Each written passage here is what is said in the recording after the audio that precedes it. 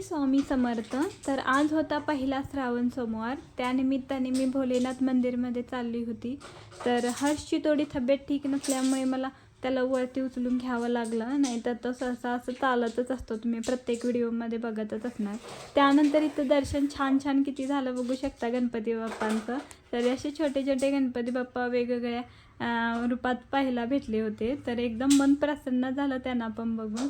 आणि त्यानंतर मी चाललो होतो मंदिरमध्ये. तर इथं फायनली मी मंदिरमध्ये पोचली होती.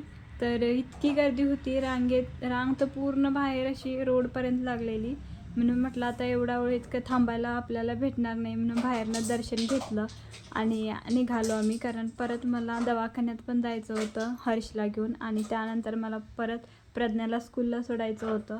म्हणून मी इथं चालली होती, लगेच निघाले तिथून माघारी.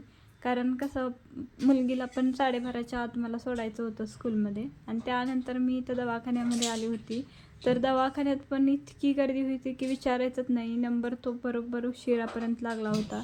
तर इथं फायनली मी पोचली होती दवाखान्यात. पण इतकी गर्दी होती ना, ती गर्दी बघून असं वाटत होतं की घरी जाऊ का काय. पण तब्येत ठीक नसल्यामुळे हर्षी मला चेकअप करूनच घेऊन जायचं होतं, म्हणून मी त्याला असू दे म्हटलं आणि मुलगीला थोडा वेळ वेट केला. त्यानंतर परत हा दुसऱ्या दिवशी त्याच रात्रीचा व्हिडिओ आहे. तर इथं मी त्या हर्षला तो ताप आला होता म्हणून तो काही खायला बघत नव्हता. तर त्याने मला मसाले भात पाहिजे म्हणून अशी फरमाईश केली होती, म्हणून त्याच्यासाठी मी इथं मसाले भात असा बनवून घेतला.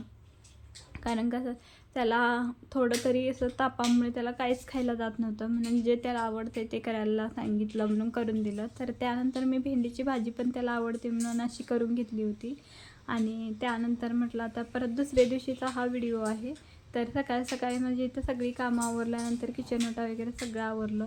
आणि जास्त हातपाय दुखत होते म्हणून म्हटलं आता खाली बसून मी भाकऱ्या वगैरे केल्या होत्या, म्हणून म्हटलं आता परत सगळं क्लीन करून घेतलं.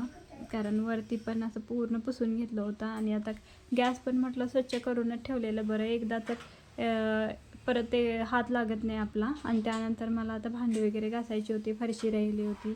तर सगळं हे असं बाकी करून घेतलं.